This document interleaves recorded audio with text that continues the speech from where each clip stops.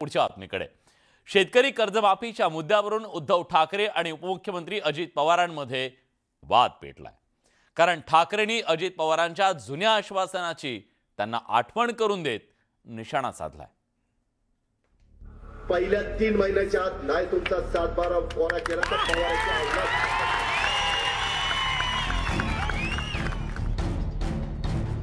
काही वर्षांपूर्वी अजित पवारांनी प्रचार सभेत दिलेल्या या आश्वासनाची आता उद्धव ठाकरेंनी आठवण करून दिली आहे। खरं तर अजित पवारांनी 2019च्या निवडणुकीत हे आश्वासन दिलं होतं, त्यावेळी ते विरोधी पक्षात होते।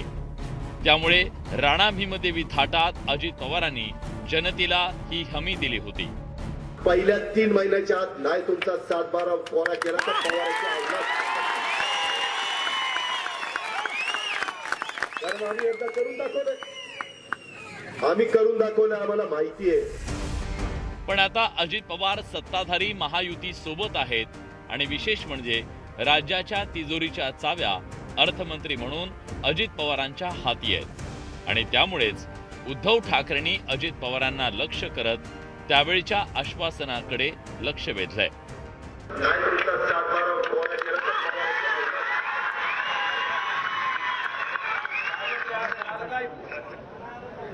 आता काय लावायचं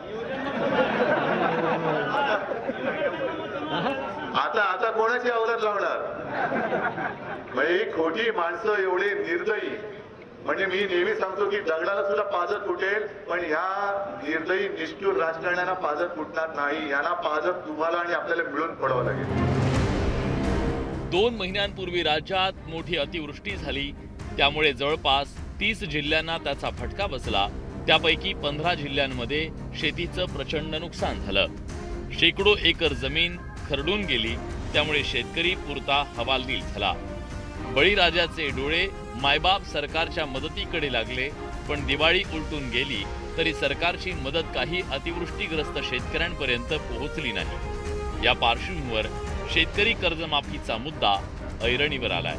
त्यामुळेच उद्धव ठाकरे शेतकऱ्यांसाठी रस्त्यावर उतरलेत। त्यांनी शेतकरी कर्जमाफीचा मुद्दा लावून धरलाय। त्यामुळे ठाकरे विरुद्ध पवार हा सामना रंगण्याची शक्यता आहे। Bureau report, news 18 Lokmat.